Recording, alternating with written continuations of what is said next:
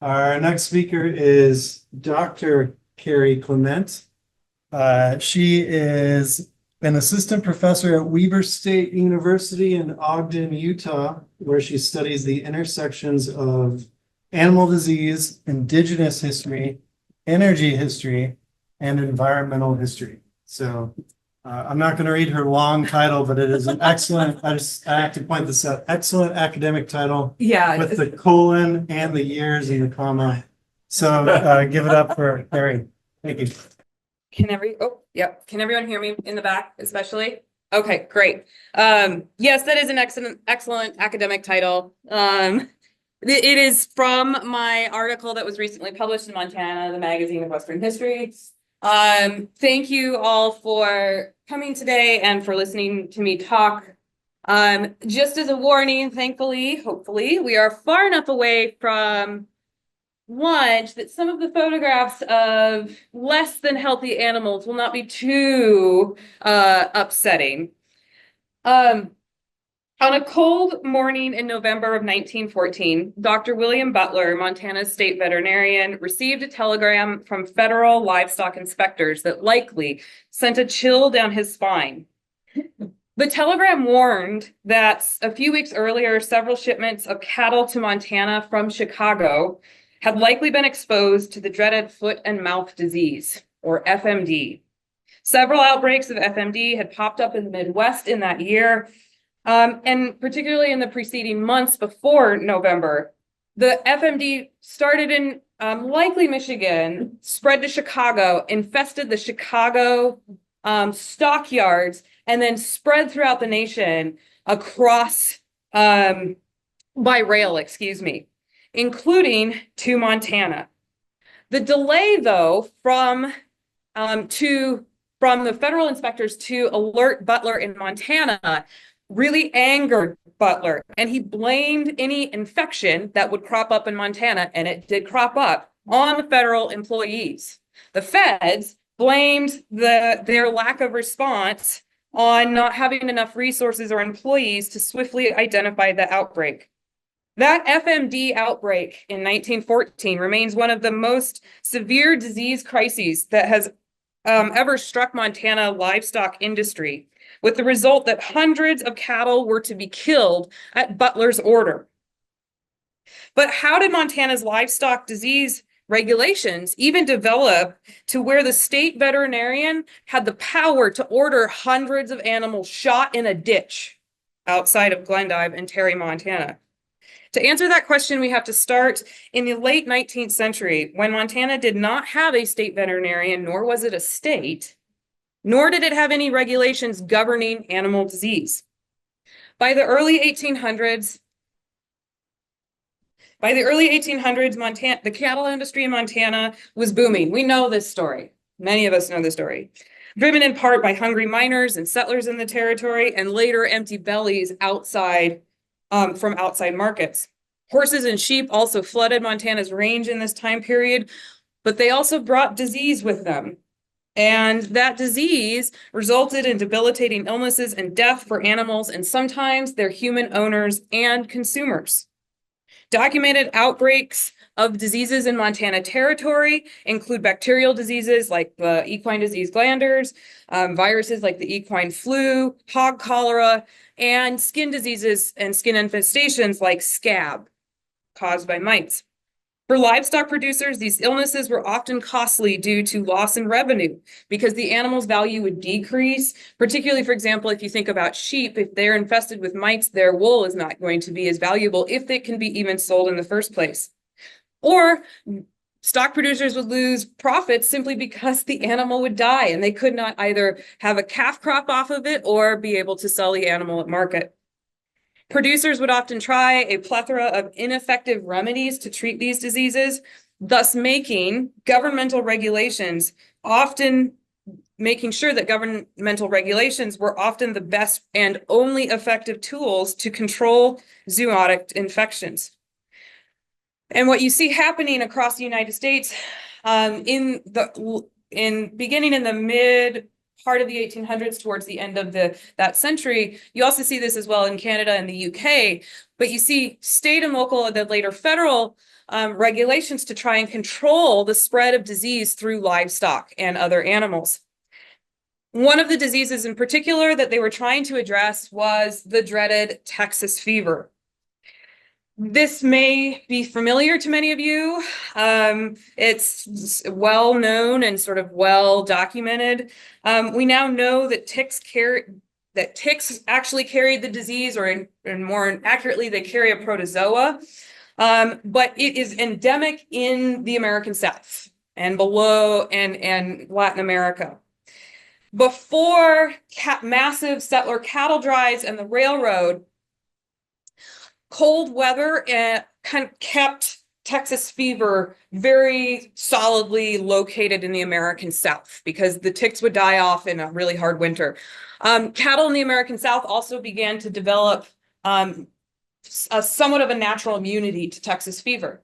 But then what happens when cattle from Texas and other parts of the American South are driven north, they spread the ticks outside of their endemic area, and then cattle along outside of the American South along the cattle driving routes would then be infected with Texas fever.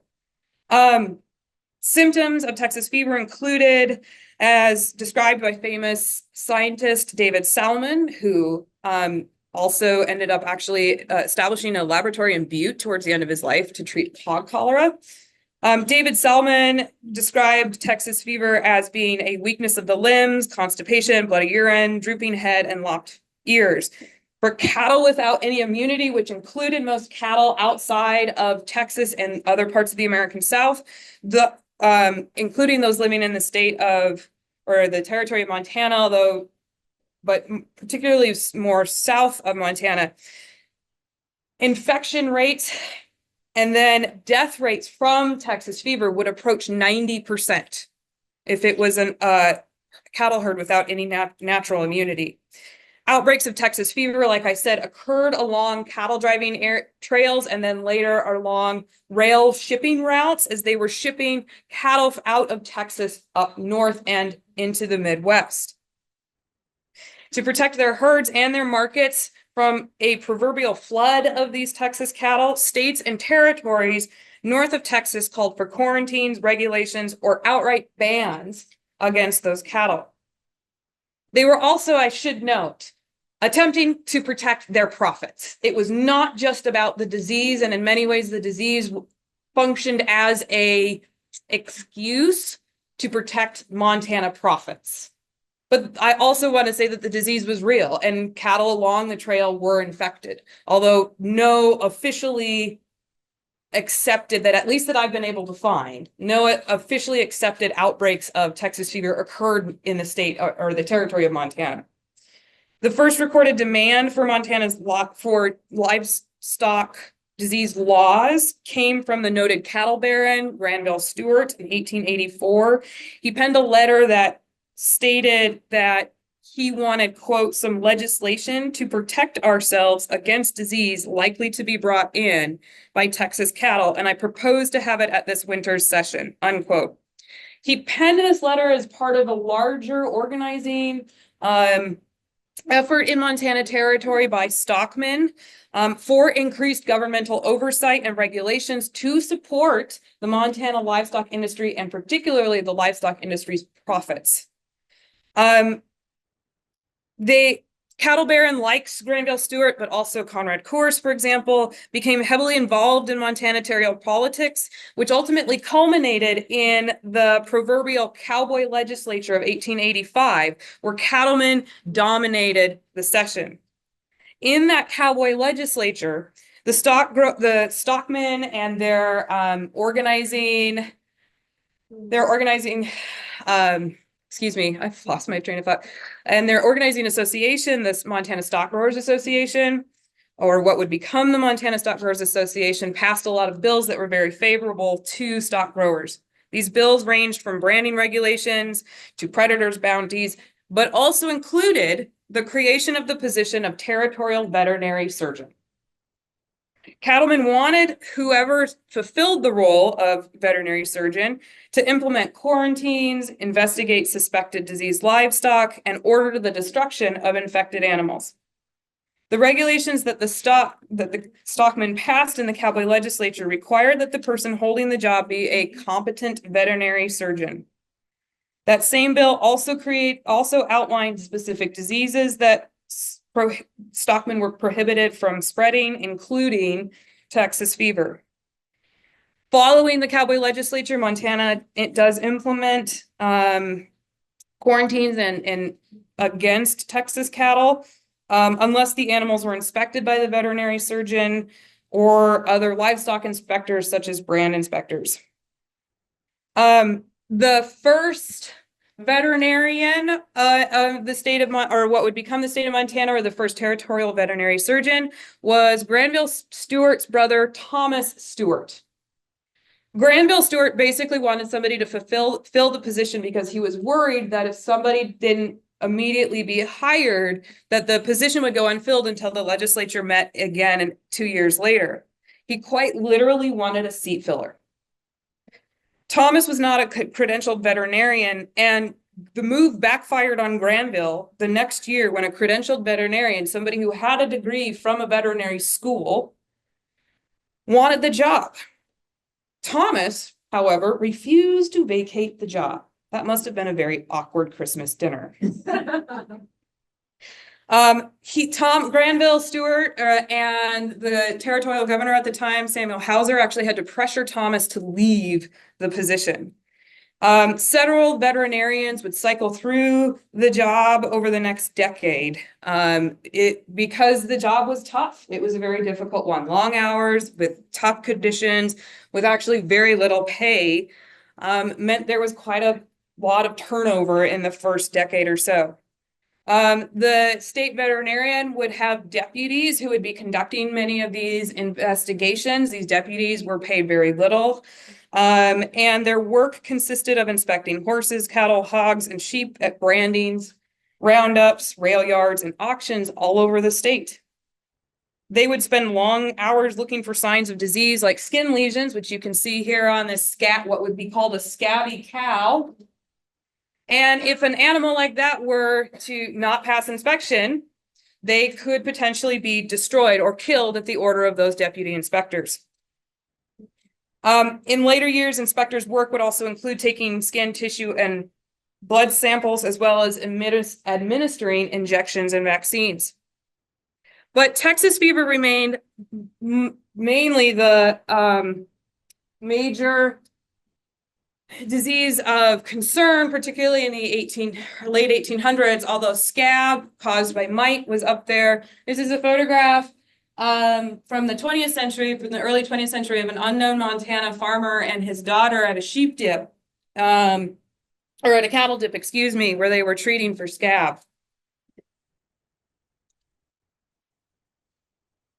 As I mentioned, very little Texas fever, if none, was ever found in the state of Montana. One veterinarian, at that time, state veterinarian, chalked that up to Montana's regulations working. In reality, it was probably Montana's weather, not the regulations. But as Texas fever became less of a concern, other disease quickly became problems. They include tuberculosis, anthrax, as I mentioned, scab, blackleg, dorine, and equine diseases like glanders.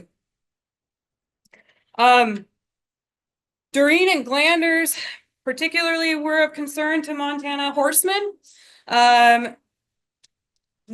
Equines with dorine and glanders were a danger to each other and particularly to the horse herd itself. And one of the problems, if a horse herd was found to be infected with dorine and glanders, it would make it very difficult to sell horses outside of the state of Montana, which was swiftly becoming a very profitable industry for a lot of Montana's cattle barons, especially those who wanted to diversify their monetary holdings after the really tough winter, after the great die-off, in the late 1880s.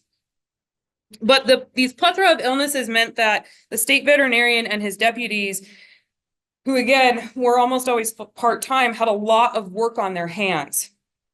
The state veterinarian in 1902, a Dr. Morton Ness complained that the work had more than, quote, doubled from previous years. Just a quick note about Knowles. He was initially brought to Montana, and I'm scared to mention Marcus Daly now in front of Brenda.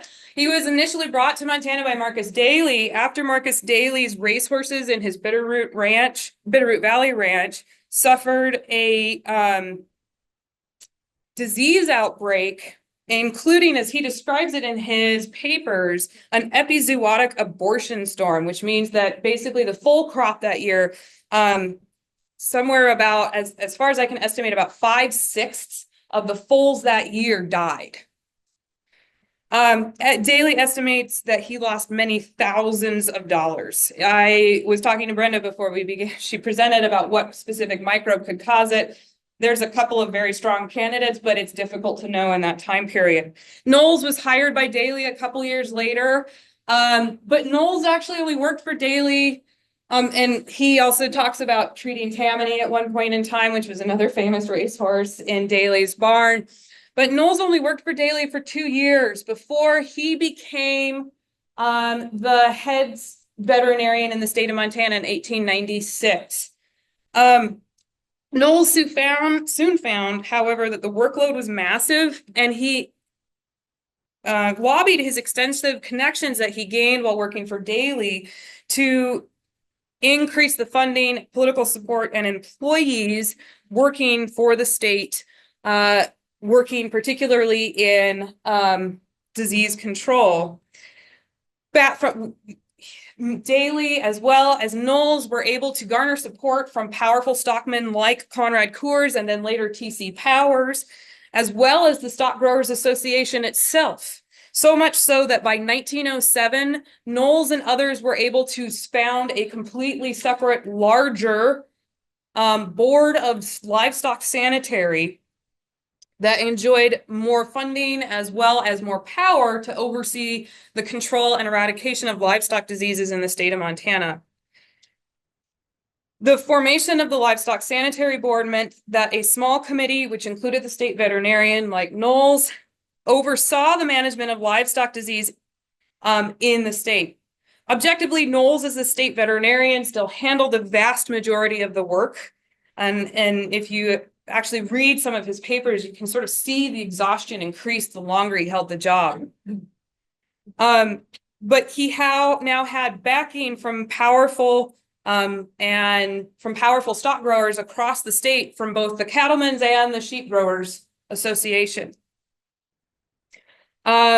Knowles still had to contend, though, with a growing amount of diseases that they had to cover, because as scientific knowledge expanded in that time period, so then did their duties. In terms of, well, now we know more about this disease and this disease and this disease. They're not the same disease, and now I have to run all these separate tests, and I have to send off all of these samples to Washington, D.C., because in that time period, there wasn't a dedicated veterinary lab in the state of Montana, so they had to send all of their suspected FMD or suspected Doreen and Glanders tests, suspected FMD, for example, actually back to Washington, D.C., wait a few weeks, if not a month, to get their test results back. It was a system that was not ideal. In the year following the creation of the Livestock Sanitary Board, so 1908, in almost a prophetic manner, Knowles raised concerns about foot and mouth disease infecting Montana livestock. In 1908, FMD appeared in the eastern part of the United States, and it triggered port closures and stoppage of interstate cattle shipments around the country. At that time period, that had been the largest identified outbreak of FMD in the United States. Remember when I said at that time period, that should be a bit of a foreboding statement. In livestock, viral FMD causes blisters around the mouth and hooves of animals, as well as high temperatures, lameness, rapid weight loss, and reproductive issues. FMD is not as fatal as other livestock diseases. It can be fatal, but it's not quite as, doesn't have quite as a high fatality rate as other diseases. But one of the tricky parts about it is it can live for several months on surfaces and then reinfect any stock brought back into that, say, for example, stock pen. And so if a stock grower or a cattleman has to get rid of his herd because they were infected with FMD, if he reintroduces a brand new herd into that same stock pen that is already infected, he then reinfects his new stock. It's a tough disease to eradicate. FMD can also be spread easily by a variety of routes between animals and humans, including clothing, meat, shoe, and hides, as well as contact between animals and through the air. One of the concerns in this time period, for example, was dogs running in between uninfected and infected pens and spreading the disease that way. The disease was, and to this day remains, a much feared one by the livestock industry and veterinarians. During the 1908 outbreak, the Federal Bureau of Animal Industry, which was the federal the federal governmental oversight agency, established practices of complete slaughter of any infected animals, detailed contact tracing, and extensive quarantines of counties and states with FMD infections. The outbreak in 1908 was contained to eastern states and very quickly stamped out. It was actually heralded as a success story, and in many ways it was. But Montana's Dr. Knowles attributed that swift success to cooperation between the affected states and the federal government. But Knowles was not completely happy with how everything happened. And in fact, he actually issued almost a prophecy, especially if FMD were to appear in the state of Montana. He cautioned that Montana's open range conditions greatly increased our danger, as he described it, because the unfenced range made it easier for any infected cattle to roam and thus spread the disease. It also makes it harder for people to chase them down. The sheer size of Montana, additionally, would make it difficult for veterinarians and state officials to identify and control any outbreak. Knowles said, "Our only salvation would be in the quick detection of the disease and most active energetic methods of suppression employed against it." And what he's referring to there is complete eradication of any herd that had an infected animal in it. His warning would come true in 1914, but for a different state veterinarian. In 1913, William Butler, a deputy veterinarian from the Miles City area, was appointed to replace Knowles, who retired in March of that year. His timing was impeccable. Butler kept the state veterinarian job for 35 years, where he weathered momentous changes in the field of veterinary science, accusations of discrimination and misuse of power, and massive changes to Montana's livestock industry. At the time of his appointment in 1913, though, Butler had less than 10 years of experience as a veterinarian and was about to face down one of the scariest outbreaks of livestock disease Montana would experience in the early 20th century. After receiving the telegram that informed him of the potential FMD exposure in Montana in 1914, Butler quickly ordered an inspection of the rail cars transporting the suspected animals, who landed in Glendive and then later Terry, Montana. In Glendive, as Butler reported to one livestock broker in Denver, they discovered that 90% of the cattle in those shipments were infected. Butler and Montana had an outbreak of FMD on their hands, ones that they had to now try and contain. Butler ordered the infected cattle and any others they came into contact with, over 110 in total, destroyed. Destruction of the animals, however, was not enough, as the contagion could still be spread after death. So you can see here a photograph of, I am suspicious, federal inspectors in a different state, because this was found in Butler's paper with written on here, "Expect you will get, you will get." This is a photograph where inspectors had to wear specific clothing to try and keep any sort of infected material off of themselves. To account for the fact that the contagion could be spread after death, Glendive locals dug a trench using a steam shovel in a gravel pit outside of town. Local and then livestock inspectors then drove the cattle in between high board fences into the pit. Once the animals were in the pit, inspectors shot them and then covered the bodies with lime before filling up the trench with dirt. Inspectors then burned any exposed hay, manure, and the fences. Inspectors then had to cleanse their implements, clothing, themselves, other animals like cats, dogs, exposed cattle cars, and pens using a creosol solution.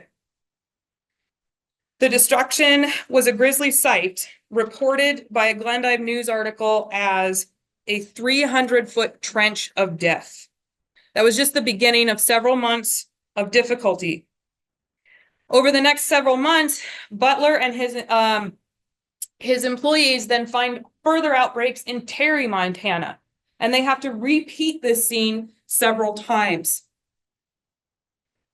All in all, following the initial killings in Glendive, some 800 odd cattle from the Chicago shipment were quarantined and then killed. I have yet to find a concrete number about the number of cattle in Terry that were killed as well. After January of 1915, there seems to be no other further outbreaks. Butler actually responded quickly and shut down the FMD outbreak in the state of Montana. In total for 1914, Butler's yearly report stated that inspectors in Montana destroyed 1,277 animals due to foot and mouth infections or exposures. This was going on across the nation and at much higher numbers. Montana actually, if I can use this phrase, because it's got off lucky compared to other states. All in all, by the time the 1914 outbreak ended, Congress, at a federal level, Congress was estimated to have spent over, and this is in our dollars today, over $279 million total to control the FMD outbreak. $186 million on top of that to reimburse stock producers whose animals were killed. Following this nationwide outbreak, at a national and then more importantly at a state level, livestock sanitary or disease boards or animal industry boards their funding and their support at a political level vastly increased. So in 1917, so a few short years after this outbreak, Butler gets a brand new building, he gets a lab, he gets vastly more funding, they increase the size of his oversight committee, and they give him way more full-time employees than he had when he dealt with the 1914 outbreak. What this shows, very quickly, and then I'll be done, but what this shows is how the increase of disease regulations played a role in actually increasing the size of Montana government, as well as the involvement of Montana government, and then at a different level as well, the involvement of the federal government in the livestock industry itself. Often welcomed and invited in, although not always, often welcomed and invited in by stock growers themselves.